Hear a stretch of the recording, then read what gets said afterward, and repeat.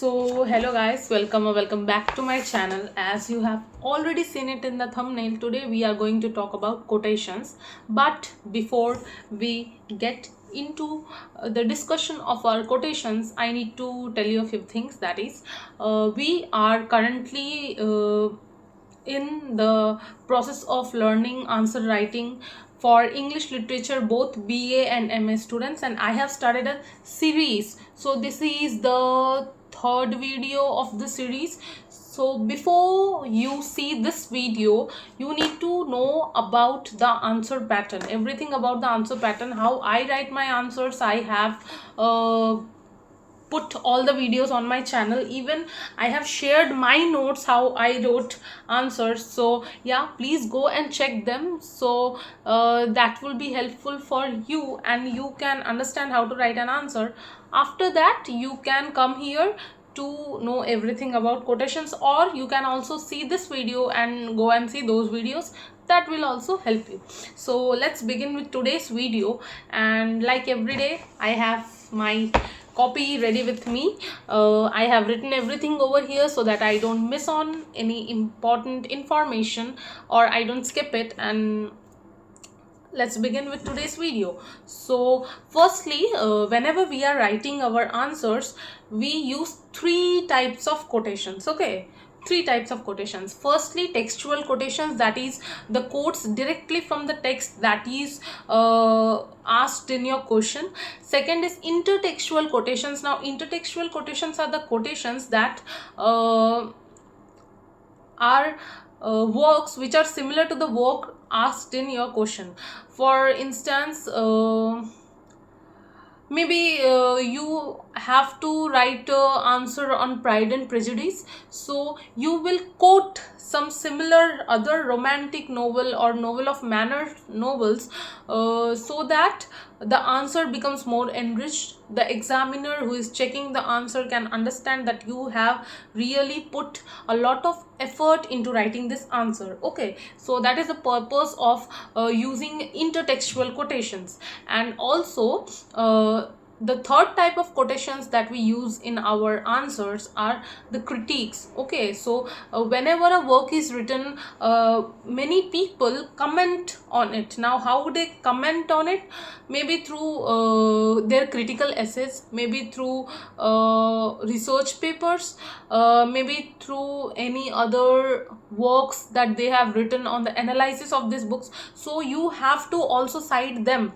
That helps the examiner to understand that you have put effort into your answer. Also, that enriches your understanding of the answer.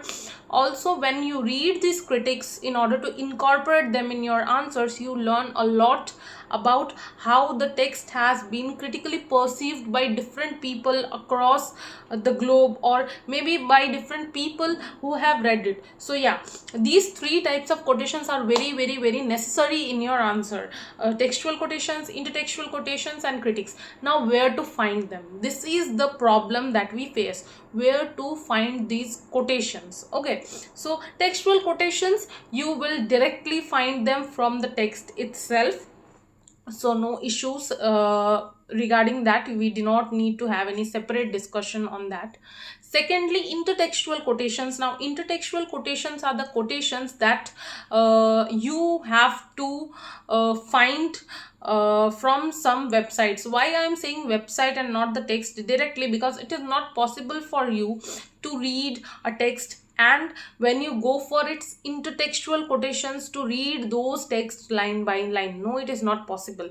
Suppose I am reading Pride and Prejudice and I have to cite Sense and Sensibility. Maybe it is not possible for me to read Sense and Sensibility line by line in order to cite it. Okay, so what I can do is, there are several websites which give you quotations directly. Okay, so I will tell you the names of those websites so that you can visit them whenever you have to go for the intertextual quotations. Now the names of the websites are Goodreads. You will find multiple quotations on Goodreads. Okay, you can also visit eNotes. Now eNotes is also a website that also tells you which particular character has uttered this quote. Okay, so eNotes is one website that you can visit.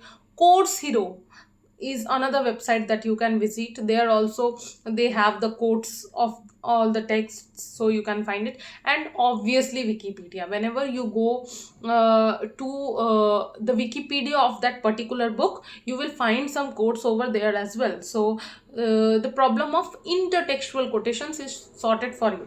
Also, if you find any difficulty to find the similar texts, okay, maybe as I have taken the example of Pride and Prejudice, maybe you are not able to find relevant texts that are similar to Pride and Prejudice. What you can do is you can use chat gpt. You can ask chat gpt to give the names of a few texts that are similar to Pride and Prejudice. Okay, so once you get those names, you can read the summaries of those names, that the or those texts that chat gpt has suggested you, or maybe Gemini, or maybe any other tool that you want to use, and then you can go for the quotes of that particular text. Okay, also now after you know how to use textual quotations and intertextual quotations, now we need to understand how to cite critics. Okay, so citing critics is a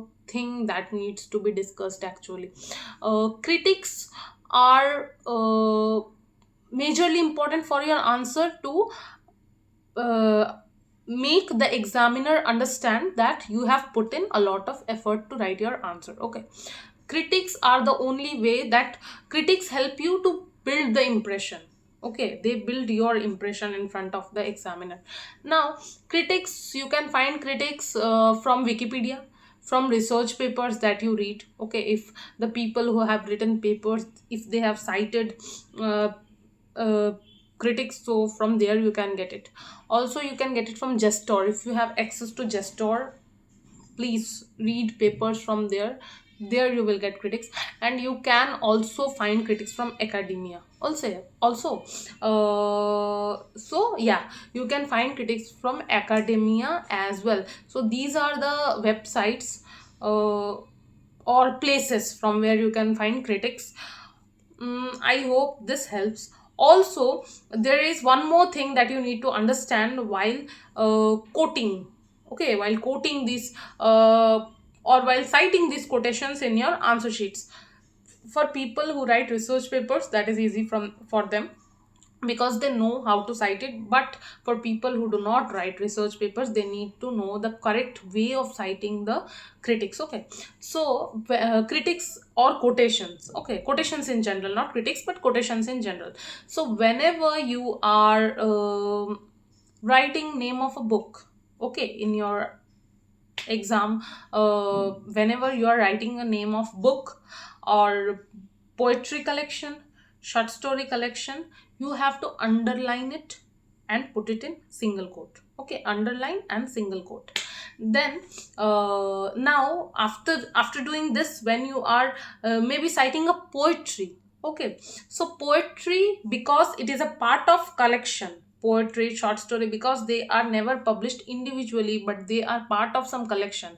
Essay or maybe research paper is never published individually. Research paper is always a part of a journal. Okay, so all these things will be put in double quotes. Okay, and whenever you are citing whenever you are writing these quotations, you will always put them in double quotes.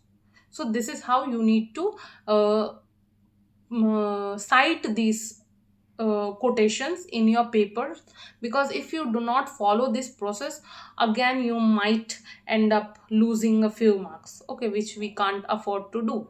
So this is how you need to cite your quotations in your answer sheet. Also, I hope this video helps you.